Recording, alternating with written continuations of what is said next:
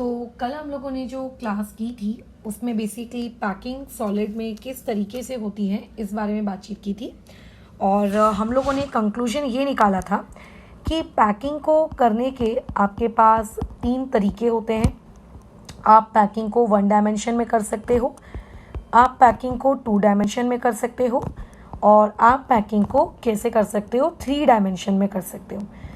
1 dimension हम already कल की क्लास में पढ़ चुके हैं, 2 डायमेंशन भी हमने कल की क्लास में पढ़ लिया है, जिसमें हमने ये देखा कि 2 डायमेंशन में हमारे पास अगेन कितने तरीके होते हैं, 2 तरीके होते हैं चीज़ों को पैक करने के, है ना। एक को हम लोगों ने क्या नाम दिया था आप लोगों का, स्क्वायर क्लोज पैकिंग एक का नाम दिया गया था, राइट, जिसको हम लोगों ने ये भी नाम दिया था कि उसमें क्योंकि आप लोग जो एक लाइन क्रिएट करते हो दूसरी लाइन एग्जैक्टली वैसी की वैसी होती है, इसीलिए इसको कहा था ए टाइप ऑफ पैकिंग। और दूसरी जो पैकिंग हमने क्रिएट की थी वो लोग कौन सी थी, वो थी हेक्सागोनल क्लोज पैकिंग। और हेक्सागोनल क्लोज पैकिंग में क्योंकि आपकी जो पहली लेयर होती है वो दूसरी लेयर से अलग होती है और जो तीसरी लेयर होती है वो अगेन पहली लेयर से सेम हो जाती है, so therefore this type of packing is termed as A B type of packing.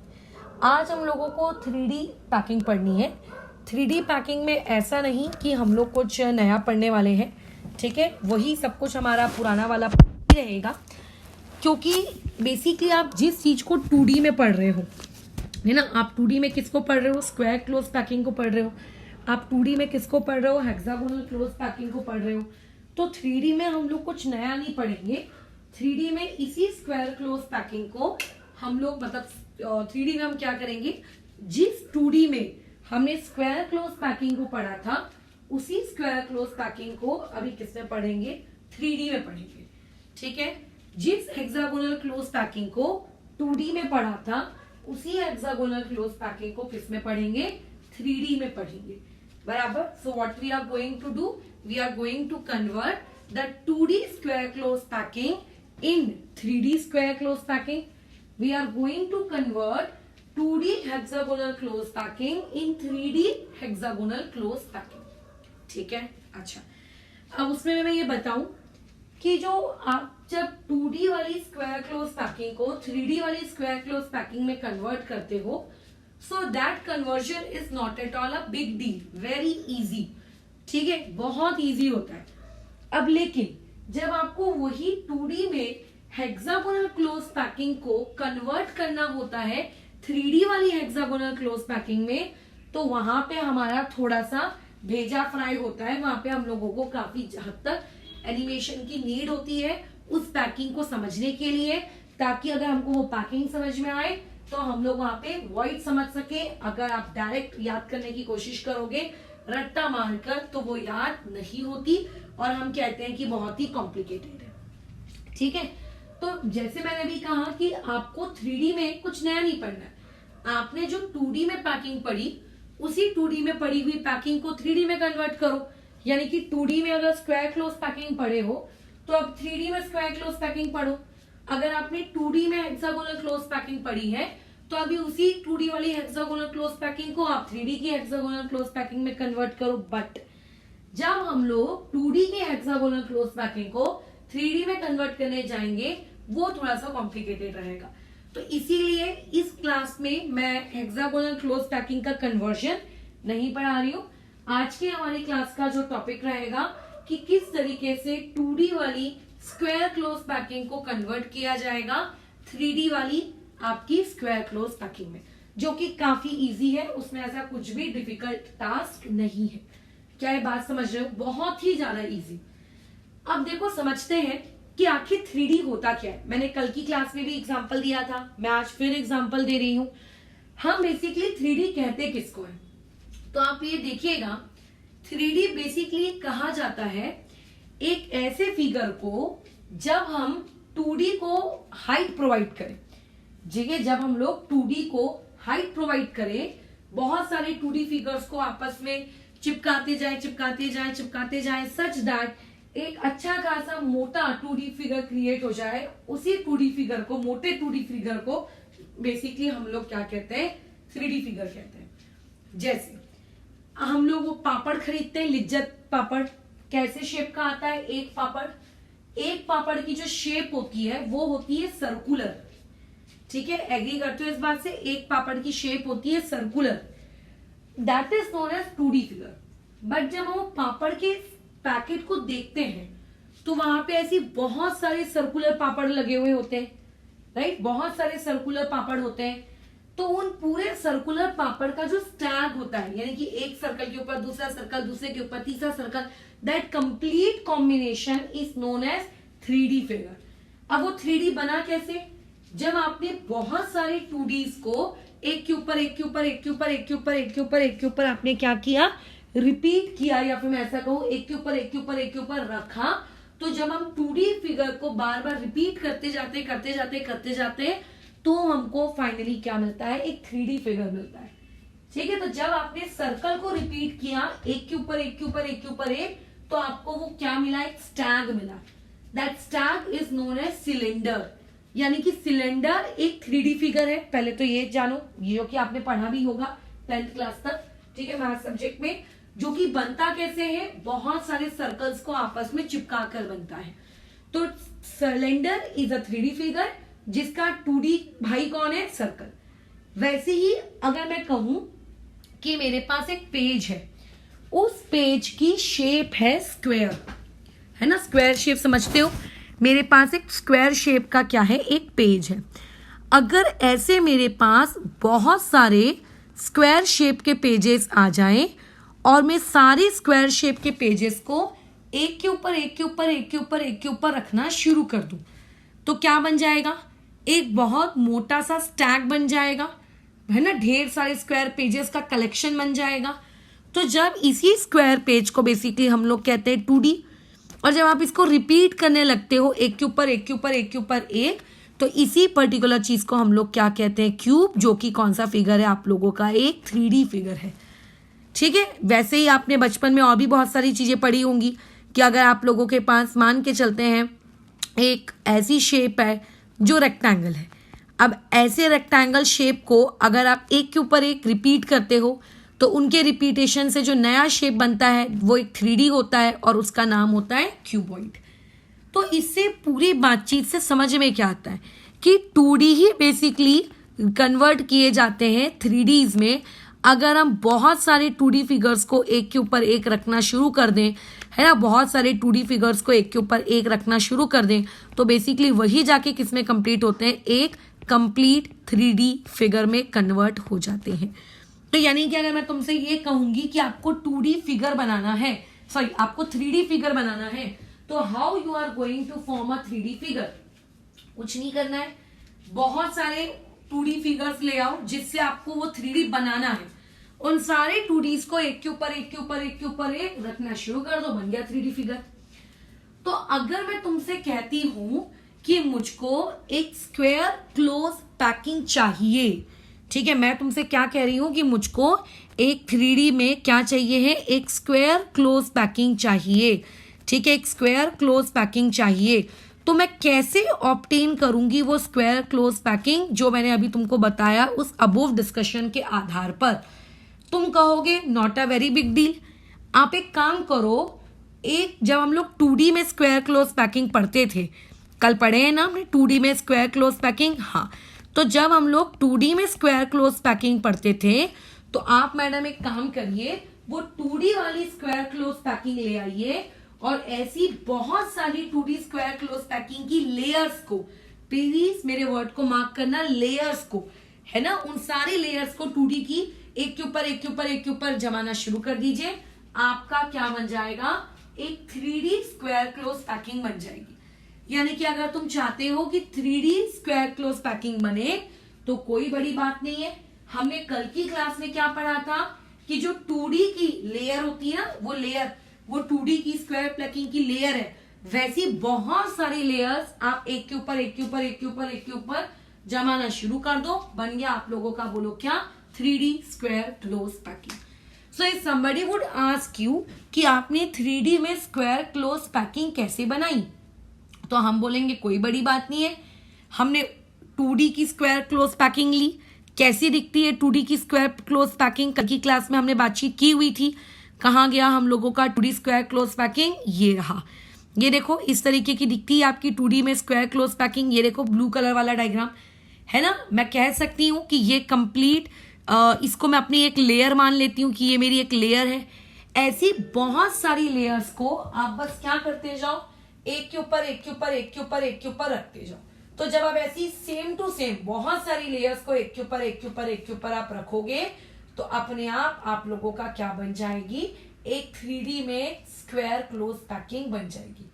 और जो 3D में स्क्वायर क्लोज पैकिंग बनेगी, इन सारी लेयर्स को एक के ऊपर एक के ऊपर रखने से वो 3D की स्क्वायर क्लोज पैकिंग आप लोगों को कुछ इस तरीके की दिखेगी। ये अच्छा डायग्राम कहाँ गया यार, डायग्राम था ना यहाँ पे कहीं, एक minute, okay I missed diagram. चलो मैं दिखा देती हूँ कैसा दिखेगा, लेकिन वो आपको फिर वो चीज वैसी दिखेगी। ठीक है, वही खत्म हमारी कहानी। अब आखिर ये 3D स्क्वायर क्लोज पैकिंग दिखती कैसे है, तो घूम रहा है। अब इसमें देखो किस तरीके से वो एटम्स एक के ऊपर एक के ऊपर एक के ऊपर अरेंज है। अगर तुम ध्यान दोगे तो ऊपर एक लेयर है, नीचे एक लेयर है और बॉटम में एक और लेयर है। तो जब हम इस तरीके से एक लेयर को एक दूसरी लेयर के ऊपर रखते जाते हैं तो ऐसी हमको 3D में क्या मिलती है, स्क्वायर क्लोज पैकिंग मिलती है ना। 3D में हमको क्या मिलती है, इस तरीके से एक स्क्वायर क्लोज पैकिंग मिलती है। और ये आपकी सबसे बेसिक पैकिंग है जो हमने पढ़ा है ना आगे की क्लासेस हम लोग, क्योंकि पढ़ के रखे हैं simple cubic, BCC, FCC, right. तो हाँ वो जो आपने पढ़ा था ना सिंपल क्यूबिक, बस इसी को हम लोग क्या कहते हैं, सिंपल क्यूबिक। ये आपकी सबसे बेसिक है कि इसमें कुछ नहीं है, बस एक लेयर दूसरी लेयर के ऊपर क्या की गई है, स्टैगर्ड की गई है। एक लेयर दूसरी लेयर के ऊपर क्या की गई है, रखी गई है। ठीक है, जैसे कि यहाँ देखो, ये देखो ध्यान से देखो इस पर्टिकुलर डायग्राम को। ऊपर में आपको एक लेयर दिख रही है, बीच में आपको एक लेयर दिख रही है, सबसे नीचे में आपको एक लेयर दिख रही है। तो ऐसी बहुत सारी लेयर्स कैसी होती हैं, रखी जाती हैं, तब जाके हमारा क्या बनता है, एक 3D में स्क्वायर क्लोज पैकिंग बनती है। अब हम लोगों का जो सबसे बड़ा कंसर्न होता है, मैंने कल ही क्लास में बताया था, क्या रहता है कि जब भी कोई पैकिंग बन रही है उस पैकिंग में कोऑर्डिनेशन नंबर कितना है भाई, है ना। हमारा कंसर्न क्या रहता है, उस पर्टिकुलर पैकिंग में कोऑर्डिनेशन नंबर कितना है। तो जब तुम्हें कल की क्लास सिखाई गई थी तो कल की क्लास में तुम्हें क्या बताया गया था कि जब हमारे पास एक 2D की स्क्वायर क्लोज पैकिंग होती है तो उस 2D की स्क्वायर पैकिंग में कोऑर्डिनेशन नंबर बराबर कितना आता है, 4। यानी कि उसके एक एटम को आजू बाजू के कितने लोग टच कर रहे होते हैं, 4। तो जब मैं इसी 2D को 3D में कन्वर्ट कर दूंगी, क्या तब भी कोऑर्डिनेशन नंबर 4 ही रहेगा क्या, नहीं, तब कोऑर्डिनेशन नंबर आपका बढ़ जाएगा, है ना। अगर आप 1D में रहते हो तो कोऑर्डिनेशन नंबर कम रहता है, जब आप 2D में जाते हो तो कोऑर्डिनेशन नंबर ज्यादा होता है, जब आप 3D में जाओगे तो और ज्यादा कोऑर्डिनेशन नंबर होगा। तो ये तो ऑब्वियस सी बात है कि 2D से अगर आप 3D में जा रहे हो तो कोऑर्डिनेशन नंबर ज्यादा होगा, बट कितना होगा, अगर 2D में 4 है तो आपके 3D में कितना होगा।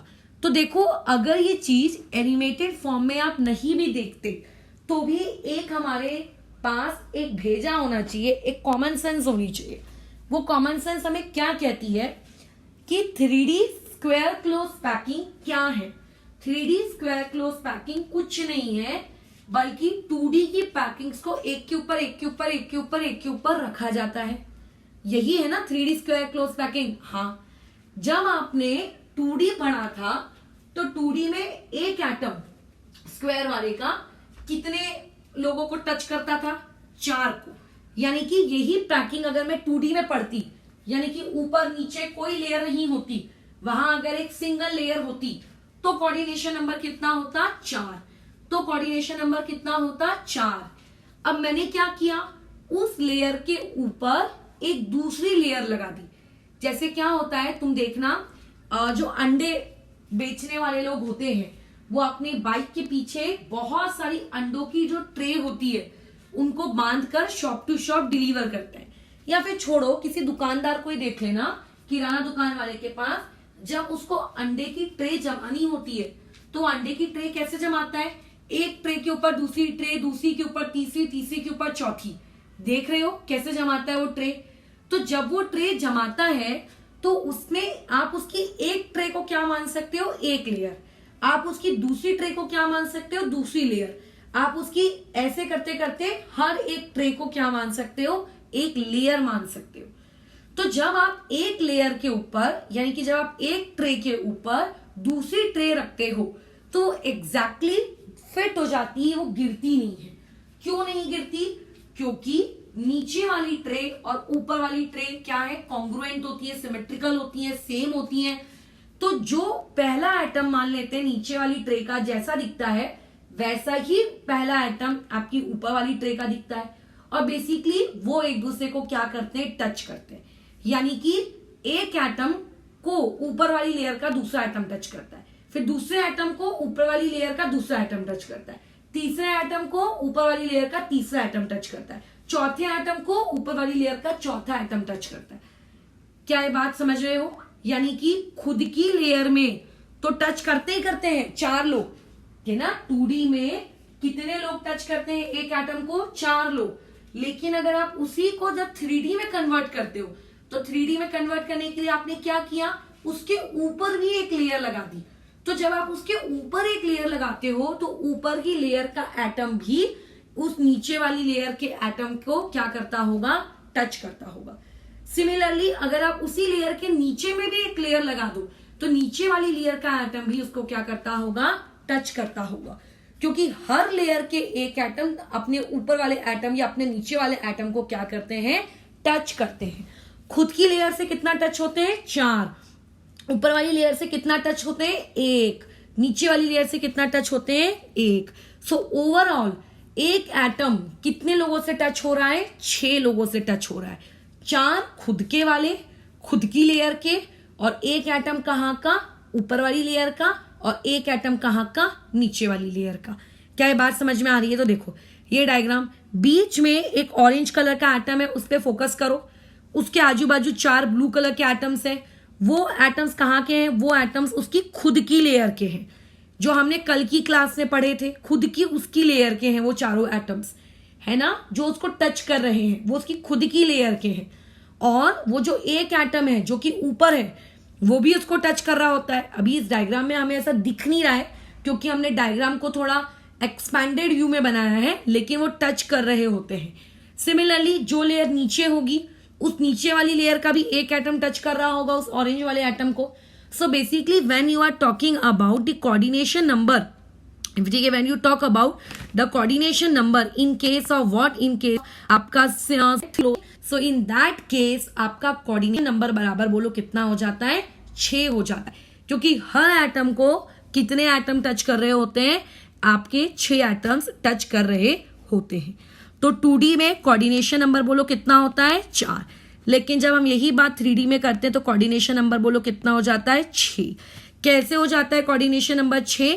आप लोगों का 4 तो खुद के होते हैं ऑफ देयर ओन लेयर, खुद के 4 लोग बराबर। अच्छा, और आप लोगों के 2 और कहाँ से आए, तो 2 हम लोग कहाँ से लेकर आते हैं। एक आप लोगों का होता है अबोव लेयर का एटम जो कि उस पर्टिकुलर ऑरेंज एटम को टच कर रहा था।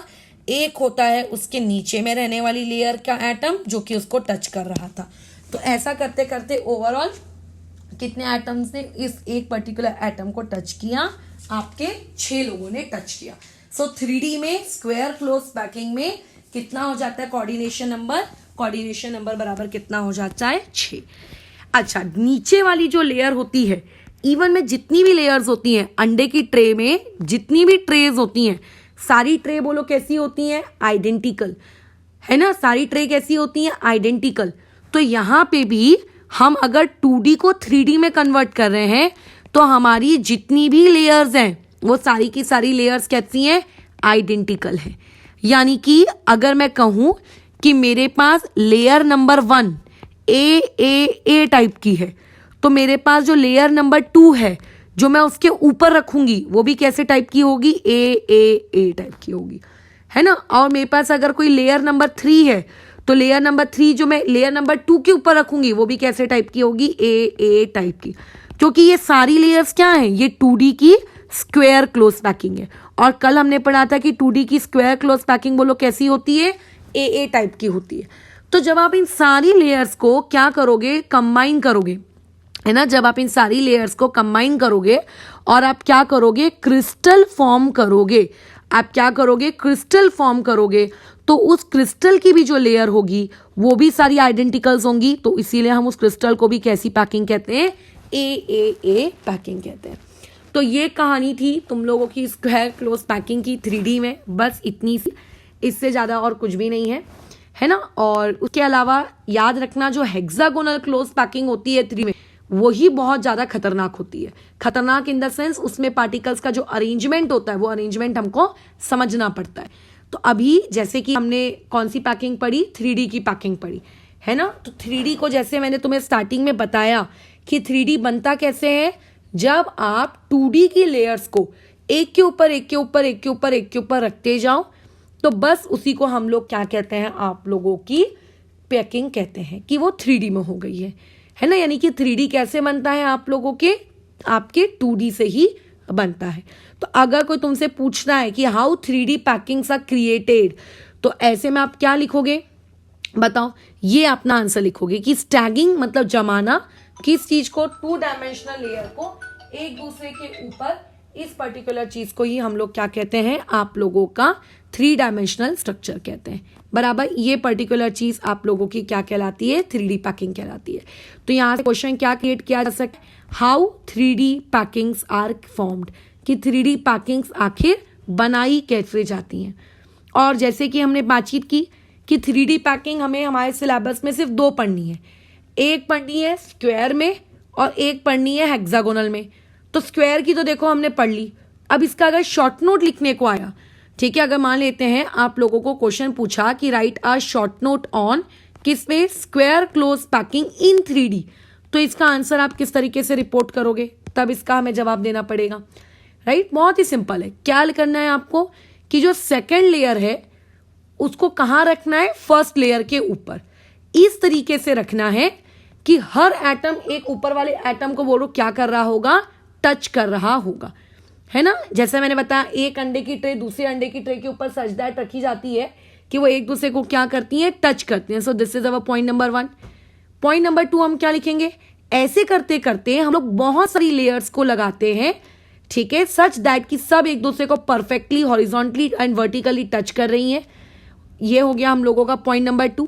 और जैसे कि सारी लेयर्स आपकी सेम टू सेम है, तो हर लेयर को हम ए लेयर कहेंगे, अगर कुछ चेंज होता तो भी कहते, क्योंकि सारी लेयर्स ए ही है, सेम है, तो सभी को हम ए कहेंगे, और इसको हम कौन सा टाइप कहेंगे, आपका ए टाइप की लेयर कहेंगे, ठीक है, बस। और क्योंकि इसमें कुछ भी आपको डिफरेंस देखने को नहीं मिल रहा है, मतलब एक लेयर दूसरी लेयर से कंप्लीटली क्या है, बोलो आइडेंटिकल है, एक लेयर दूसरी लेयर से बोलो क्या है, कंप्लीटली आइडेंटिकल है, इसीलिए आप इसको कौन सी पैकिंग कहते हो, ए पैकिंग। और ये सिंपल पैकिंग कहलाती है, ये क्या कहलाती है आपकी, सिंपल, इसमें कुछ भी नया नहीं है।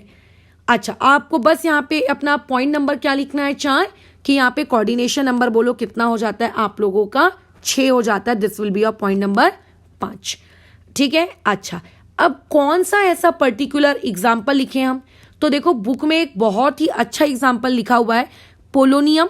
ये आप लोगों का एक ऐसा इकलौता मेटल है, मेटल जो कि आपकी इस तरीके की सिंपल स्क्वायर पैकिंग देता है, ठीक है। तो ये आप लोगों का क्या बनेगा, पॉइंट नंबर 6 बनेगा। इवन इस पर्टिकुलर पॉइंट को तो 1 मार्क के एमसीक्यू में भी पूछा जा सकता है, या फिर शॉर्ट आंसर्स में भी पूछा जा सकता है, वेरी शॉर्ट आंसर्स में, कि एक ऐसे मेटल का नाम बताइए जो कि क्या शो करता है आप लोगों का, आपका सिंपल क्यूबिक क्लोज पैकिंग क्या करता है, शो करता है। या फिर ये जो मैंने पॉइंट नंबर 5 लिखा है कि कोऑर्डिनेशन नंबर 6 होता है, इस पर्टिकुलर क्वेश्चन को भी किसमें पूछा जा सकता है, 1 मार्क के एमसीक्यू में पूछा जा सकता है, या फिर वेरी शॉर्ट आंसर्स के लिए पूछा जा सकता है। तो ये कहानी थी 3D के स्क्वायर क्लोज पैकिंग की, ठीक है। क्या इस पैकिंग में वॉइड्स क्रिएट होते होंगे, क्या होते होंगे ना भाई, बिना वॉइड्स के तो पॉसिबल ही नहीं है चीजें बन पाना, तो वॉइड्स क्यों नहीं क्रिएट होते, बिल्कुल क्रिएट होते हैं, ठीक है। अब हम लोगों को क्या पढ़ना है भाई नेक्स्ट क्लास में, कि अगर आपको ये हेक्सागोनल क्लोज पैकिंग 3D में बोली जाती तो आप 3D में कैसे करते। मैंने क्यों यहाँ पे 3D इंक्लूड नहीं किया, क्योंकि एक्चुअली ना 3D में 2 तरीके होते हैं पैकिंग करने के, इसीलिए मैंने उसको इसमें क्लब नहीं किया। फिर उन 2 तरीकों के अकॉर्डिंग हमें वॉइड्स पढ़ने रहते हैं, अगर हम एटम को किस तरीके से अरेंज करें कि वॉइड्स कैसे कैसे बने, तो इसीलिए ये देखो लिख रहा है यहाँ पे 1 वे 2 वे दिख रहा है, 2 तरीके होते हैं, इसीलिए मैंने इस वीडियो में इसको क्लब नहीं किया। नेक्स्ट वीडियो में हम लोग हेक्सागोनल के बारे में पढ़ेंगे। ठीक है, फिलहाल इसे रोकते हैं।